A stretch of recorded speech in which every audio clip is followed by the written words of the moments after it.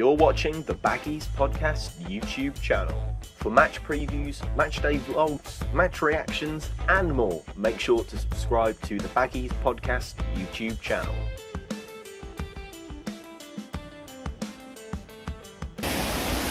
Hello Albion fans, welcome back to the Baggies Podcast YouTube channel, where of course we're giving you all the latest news, views and opinions on all things Albion here. A very wet and windy Hawthorns tonight, Tuesday night, 8 o'clock kickoff here against Blackpool.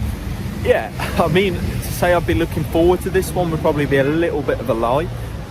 Poor performance last time out against Sheffield United in Carlos Corberán's first game in charge was pretty uninspiring to say the least, and obviously these kickoffs, you know, the traffic doesn't get any better, but yeah, we're looking forward to kind of seeing whether Corberán can make a bit more out of the squad than perhaps he did in the short space of time he had the other day. But quick turnaround with matches in the Championship as always has meant that he's probably only had 1 or 2 training days or training sessions to work with the squad. So yeah, conditions aren't favourable tonight, but we're marching on and ready to watch the Albion at the Hawthorns. Again, make sure you subscribe and comment your thoughts on the game below.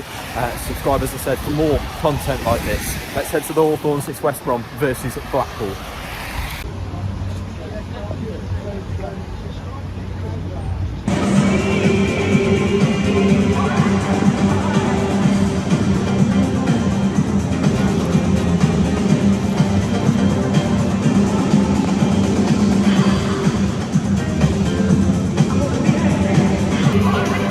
Here we are at the Hawthorns, where Carlos Corberán has named 3 changes from the side that lost to Sheffield United in his first game.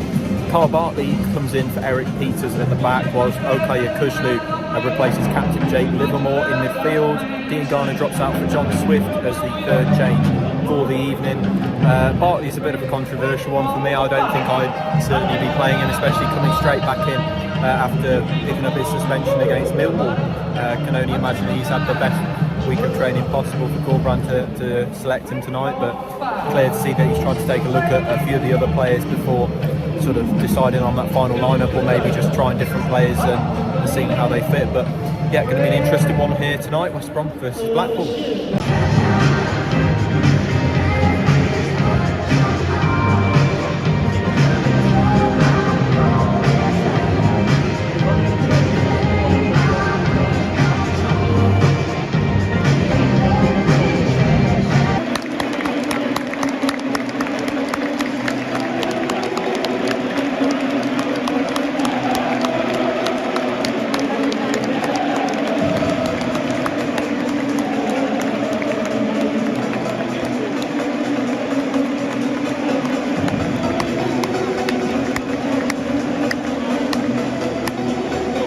Two teams as they line up tonight, beginning with the visitors Blackpool. In goal number 1, Chris Maxwell.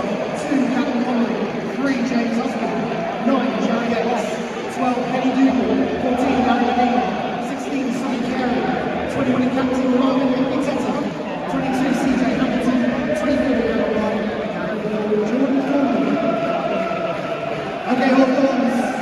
Time to make some noise for your Baggies. Starting in goal, number 24, Alex. Number 2, Darnell Furlong. Number 3, Connor Townsend. Number 4, in your captain.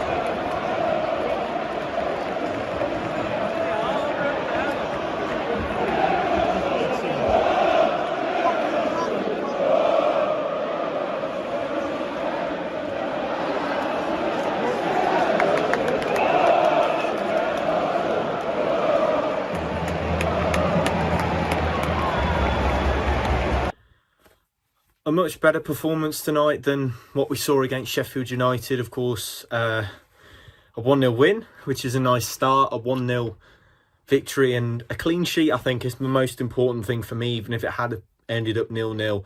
I think the clean sheet is the biggest thing to build from today. I don't think the attacking performance was anywhere near what it should have been, but I think actually keeping the ball out of the net is a really good start.